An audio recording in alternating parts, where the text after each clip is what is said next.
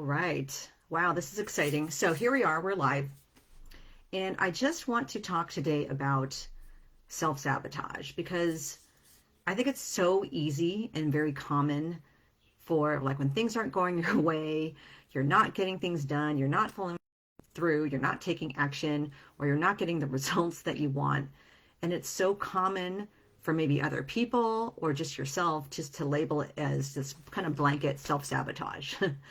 And self-sabotage, that's like the label that is so clearly like, oh my God, it's all your fault.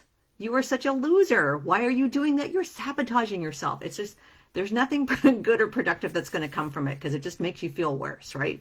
It just makes you feel like you are the self-sabotage. It's all your fault. And yeah, that's not going to help you in the long run. So my favorite thing to do, especially when things aren't going my way, is to start to get really curious, right? Like when I'm working with my clients and we're not seeing things happen as quickly, it's like, oh, wow, I wonder what's going on, because there could be so many reasons why, and valid reasons why you're either A, not following through, or taking the action that you think you should take. And there's lots of like shoulds, right? It's the action you should take or you need to take. And it might actually not be the right action for you in that moment. So let's just get curious about it. Let's talk about it a little bit. If you're not getting the results you want, and then you're looking back, maybe you're taking action, but you're not getting the results you want. And then a lot of times people might say, oh, it's just you. There's something you're not doing right. But if you look back, if you kind of step backward and you realize, okay, well, you're not taking the action to get the results. You're not doing the things that you got on this big long to-do list that either you created or someone else created for you. Yeah, you're not taking action as much. You find yourself using distraction as a nice way to avoid doing things. So you're in avoidance, and it might be that you're doing other things like scrolling social media, binge watching TV, doing other activities to numb yourself out, or just not be present, right? That could be a way of just being resistant. You're just resisting. And so that's definitely a time to get curious. It's like, wow, I am in major big time resistance mode. What is going on? Why am I resisting moving forward or taking the action or looking at what I need to look at? Okay. And most of the time there's fear. Like it's, okay, fear is a big reason why. So then you get curious again. It's like, oh man, it's fear. Like I'm afraid. What am I afraid of? And it could be, I'm afraid of rejection. I'm afraid of whatever it is I'm going to do, that I'm going to fail, right? I'm not going to do it right. Those are kind of the most common things, right? I'm either going to do it and people are going to laugh at me, or I'm going to screw it up. That's another one too. So there's fear of those kinds, or, you could have legitimate fears of other reasons why, right? So just get curious about it, that you can't really do anything about it if it's a legitimate fear or if it's a completely baseless fear. You can't do anything about either one of those if you don't identify like what's going on. It's like, oh yeah, it's my fear. It's my fear of rejection again. Wow, look at that. There you are again. Hello. I thought I worked on you before and I thought I got rid of you, but you're still there. So you kind of recognize whatever it happens to be, and then get curious about, well, what's going on? Is it really true? What's happening? So curiosity is a super helpful tool.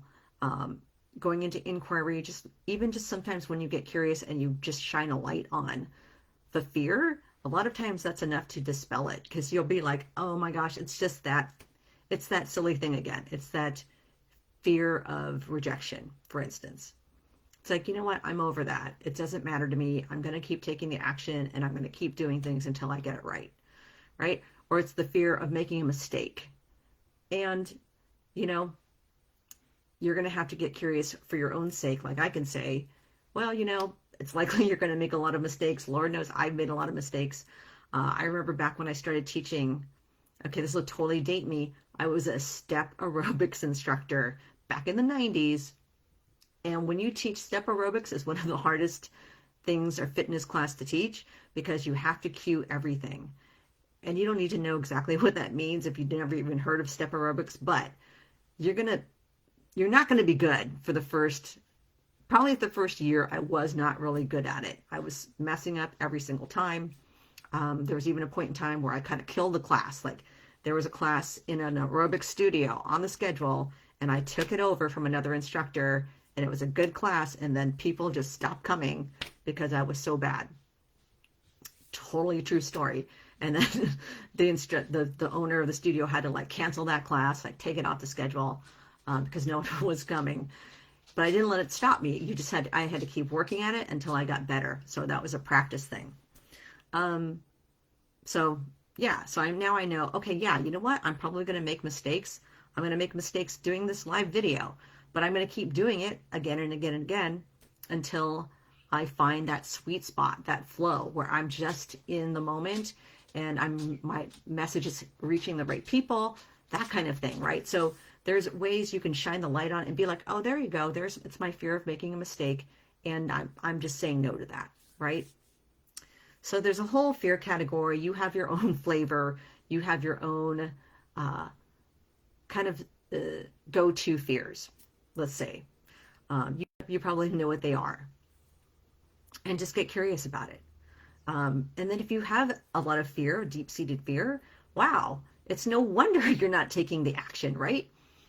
No wonder you're not doing that thing. So until you deal with that fear, or at least have a conversation with yourself about it, or journal about it, or whatever, it's going to be really hard to take the action. You can still do it. You can totally say like, you know what, I don't care. I'm going to do it anyway, right? So there's so many different ways to approach this. Another thing that might be, quote unquote, labeled as self-sabotage is it's not aligned for you. The action that you keep putting on your to-do list that you feel is really important, maybe it's not aligned for you. Maybe it's not aligned with your intuition. Maybe it's not the right time for this action or this project or this thing you feel like you need to do because other people are pushing you to do it. Like you need to start a podcast and you're feeling all kinds of resistance, and it's maybe not the right mechanism for you. Maybe instead of starting a podcast, you're really meant to write a book. Maybe you're meant to write a play. Yeah. And then you finally find that route and you're like, oh God, the podcast thing wasn't even my idea. It wasn't something that I wanted to do. It dreaded it. And then it's not aligned for you, right? You're not in alignment with that project. So that could be something. And again, the timing might not be right. Maybe the podcast is the right thing for you, but just not now. Like maybe this other project needs to happen first. You need to do your own personal growth before you start the podcast, or so many other reasons why, right? So again, getting curious as to why. Is this in alignment for me? That's a big one too. And sometimes you can just put a certain project on the back burner or deprioritize it or say, it's not as important as I thought it was because other people are kind of putting me in that podcast box or whatever. That happens a lot. I didn't know. I just made that up, the podcast box, but there you are. I'm just looking at my notes. Yeah. Maybe it's not as important as you think it should be. And that's the should word. Like, should you really be doing this? Who says you should? Who says you should be doing that action or working on that project, right? If you're in big time resistance, maybe it's your body, intuition, energetic form of self-protection because it's not right for you, especially if it's something, if you're just kind of delegating your decisions to somebody else.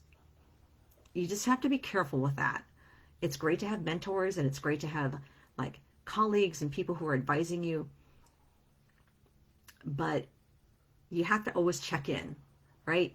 You get advice and you check in. Is this aligned for me? Is this something I can really get behind? Is this the right thing for me?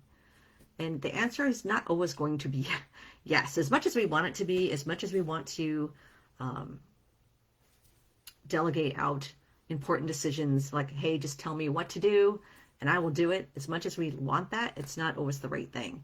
And sometimes what's really needed is your own self-inquiry and your own personal growth. This is the next part of the journey that you're meant to be on. is to trust yourself, is to really know that you can make your own decisions. And that can be hard. That can be hard to trust yourself, to really trust yourself. For some people, it seems so easy. And even for those people who it seems easy, it probably wasn't easy in the beginning. The more and more you do it, the easier and easier it gets. And if you're still feeling like, God, I'm stuck, I'm not taking the action, I'm in resistance and I don't know why, then you really want to just kind of keep getting curious in a loving way, not in a, I'm such a loser, what the hell's wrong with me kind of way. It's like, if I could just turn back time and kind of get together with the part of me that feels like she's not enough, or she's not smart enough to make her own decisions, or she's going to get rejected, or she's going to get a mistake. If you can get together with that side of you and just really look at, what are you feeling? Because the feeling is what's causing the resistance most of the time. So that's just kind of something, again, I'm not about wearing the self-sabotage hat, because it's just like wearing the dunce hat and sitting in the corner, right? And that's not fun for anyone. So really kind of just be like, wow, I need to be really super loving and curious about myself right now. What's happening? And you can always get help. You can always find somebody to help you with this as well.